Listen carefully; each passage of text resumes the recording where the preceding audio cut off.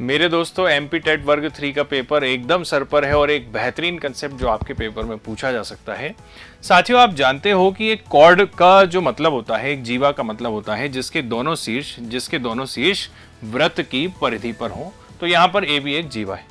दोस्तों, कभी भी आपको कोई डिस्टेंस निकालनी हो, कोई दूरी निकालनी हो किसी बिंदु से, तो हमेशा 90 डिग्री पर ही निकाली जाती है। जैसे इन दो लाइन के बीच की दूरी निकालनी जाती है तो ये दूरी टेढ़ी दूरी नहीं निकालोगे।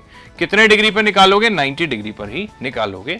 अब एक और बात समझिए कि यदि मैं वृत्त के केंद्र से कॉर्ड पर एक लंब डालूं तो वो जो कॉर्ड है, जो जीवा है, वो जीवा के दो बराबर हिस्से करेगा। मतलब जितना ये होगा AP उतना ही PB होगा।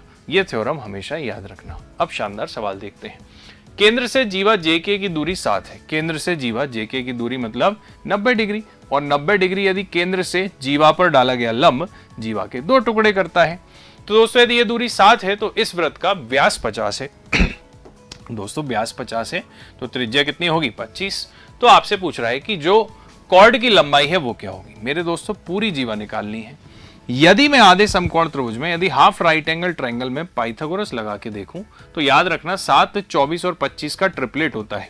7, 24 और 25 का ट्रिपलेट होता है। या आप पाइथागोरस भी लगाओगे तो ये कितना आ जाएगा? 24। और ये 24 है तो ये भी कितना होगा मेरे भाई? 24। तो टोटल कितनी हो जाएगी जीवा? 48। 2-3 थ्योरम मैंने आपको बताई, वेरी इंपॉर्टेंट, आपको याद रखना है।